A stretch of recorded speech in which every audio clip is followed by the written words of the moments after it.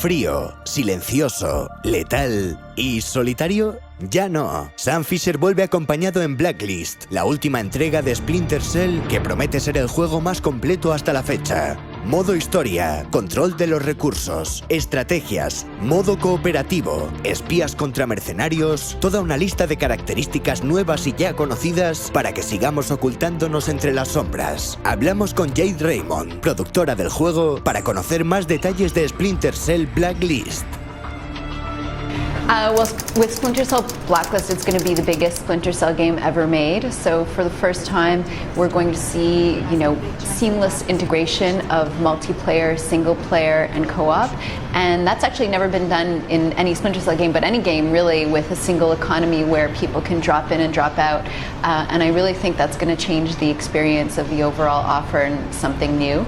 I also think, Spies vs. Mercs is the most requested new feature, and from fans and journalists, and everyone was asking for it forever. So not only have we brought back the classic Spies vs. Mercs, but we've also created a whole bunch of new modes. So a new Spies vs. Mercs Black List, which adds customization, a whole lot of other new features to the mix, and some other modes that we're not talking about yet.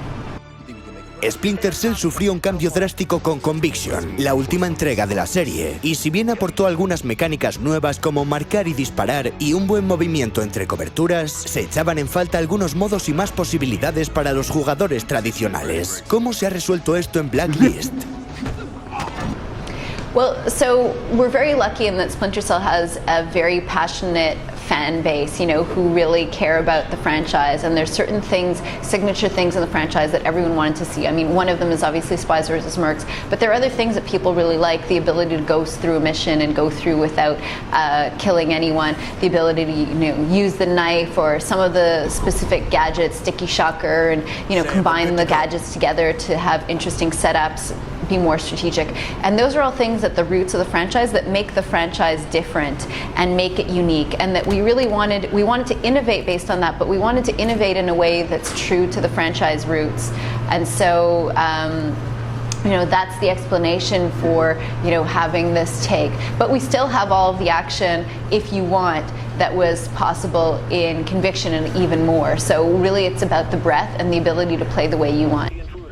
No podemos olvidarnos de Espías contra Mercenarios. El original modo multijugador que triunfó en anteriores títulos de la saga regresa con más novedades que nunca, permitiéndonos escoger entre espías en tercera persona que tendrán que usar el sigilo y las alturas, o mercenarios, con una vista en primera persona, linternas y habilidades especiales para detectar a los espías.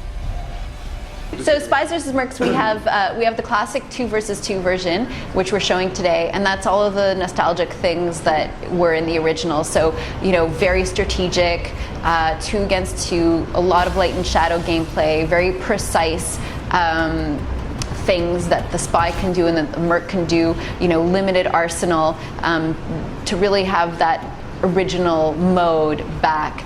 And then we have Spies vs. Mercs Black List, which is a new take on that mode, which is 4 vs. 4.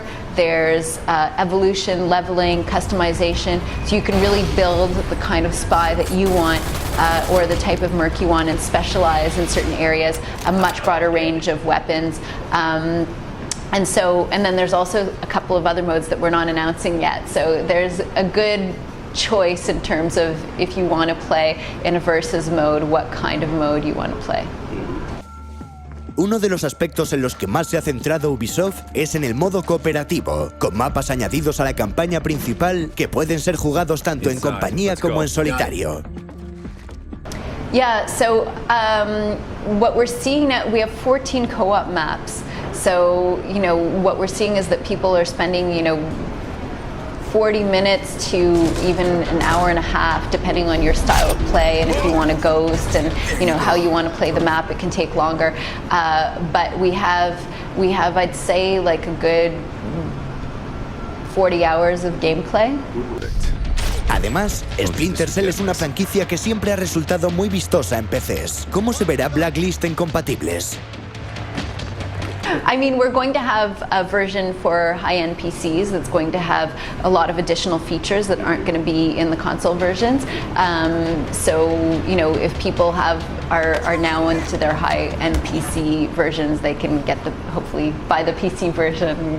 Y por último, ¿cuáles son los planes de Ubisoft para el futuro de esta franquicia? ¿Cambiará mucho nuestro espía en PlayStation 4 y Xbox One?